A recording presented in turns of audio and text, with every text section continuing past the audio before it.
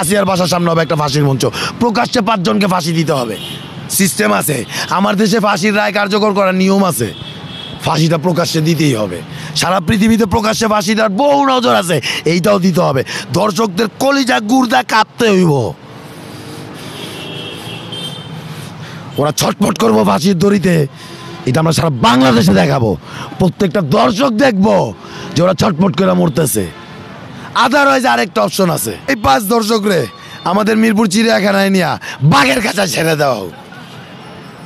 ওরা যেভাবে খুবলায়া এই 3টা বাচ্চারে করছে, বাঘ এরকম খুবলায়া এই 5 দর্শকের মাংস চিরা খাইব। আমরা লাইভ টেলিকাস্ট দিমু, সারা বাংলাদেশ দেখবো। বাংলাদেশের প্রত্যেকটা লুচ্চা দেখবো, প্রত্যেকটা লম্পট দেখবো, প্রত্যেকটা দর্শক দেখবো। ওগো কলিজা গুর্দা কাঁপবো, কোনো নারীর গায়ে টাচ করতে পারবো না, কোনো নারীর দিকে তাকাইলেই না গো কলিজা কাঁপবো, যে আমাকে তো বাঘের কাছে ছেড়ে দিব। আওয়াজ তুলেন সবাই। আমি শাহবাগে আছি আজকে 5 দিন হইলো, এখনও আছি। কালকে আপনারা চেহারি খাওয়ার পর কেউ থামবেন না, হয় প্রকাশ্যে ফাঁসি দিবি আর নাহলে বাঘের কাছে ছেড়ে দিব। 5টায় দৌড়া নিয়া থানা অগরে নিয়ে কি তোরা আকাম করবি? তখন লেগে ডক্টর মোহাম্মদ ইউনূস আজকে কাঠ গড়ায় দাঁড়ানো না, তোরা দেশের শান্তি নষ্ট করবি। জেল 5 দর্শকরে জেল, নরসিংদীতে জেল ভাঙি নাই, আবার যে কই নিয়ে লুকাবি তোরা করে। এই 5টার আইনা বাঘের কাছে ছেড়ে দিন চিড়িয়াখানায়। বলতে যারা এটা শুনতেছেন, আপনার মেয়ে আছে, আমার 2টা মেয়ে আছে, আমার মা আছে, আমার বোন আছে, আমার ভাগ্নি আছে, আমার 4টা বাতিজি আছে, ফুলের মতো সুন্দর সবগুলা দেখতে।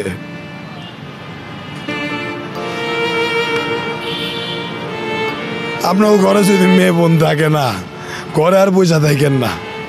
আমি কোনো দলের পরিচয় দিই না, কিচ্ছু দিই না। আমি একজন কবি, আমি মানুষ নিয়ে কাজ করি, আমার মানুষ নিয়ে কাজ করতে ভালো লাগে। ভাই আমি 15 বছর ধরে এই দর্শন নিয়ে কথা বলতে বলতে ফেড আপ। এখন আমরা ওদেরকে বাধ্য করবো ভাই শাস্তি দিতে। আপনারা আসেন, সেহরি খাওয়ার পর কেউ ঘরে থেকে না আসেন, শাহবাগ আসেন, আমি আসি আপনাদের সাথে। আমরা ওদের বাধ্য করবো। মোবাইলে চার্জ ছিল না, বিকালে উঠে দেখলাম আসিয়া মারা গেছে। প্রতিক্রিয়া বলতে দেখেন, আমি এর আগেও বলছিলাম এখানে একটা ফুল রেখে, যে এই ফুলটার নাম আমি আসিয়া দিয়েছিলাম। এটা যারা আমাকে ফলো করেন তারা জানেন। আমি বলছিলাম যে এই ফুলটা যেমন 3-4 দিন বাঁচবে, তারপর মারা যাবে, আসিয়াও এমনি মারা যাবে। আসিয়া মরে গেছে, আমি এরপর চলে আসছি আবার এখানে। দেখেন, আর এখন যদি আপনারা না জাগেন তাহলে আর হবে না।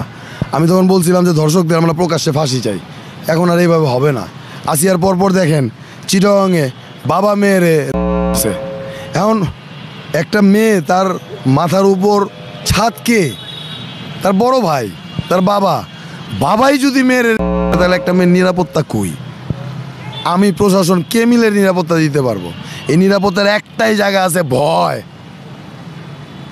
এই বাবার এমন শাস্তি হতে হবে যাতে আর কোনো বাবা তার না মেয়ের দিকে চোখ তুলে তাকানোর সাহস না পায়। আমরা সময় দিব 7 দিন, আপনারা আদালত বসাবেন, এভিডেন্স সব জোগাড় করা আছে, এভিডেন্স আনবেন, লাইভ টেলিকাস্ট করবেন। বাংলাদেশের প্রত্যেকটা এই টেলিকাস্ট দিবে, সারা বাংলাদেশই দেখবে।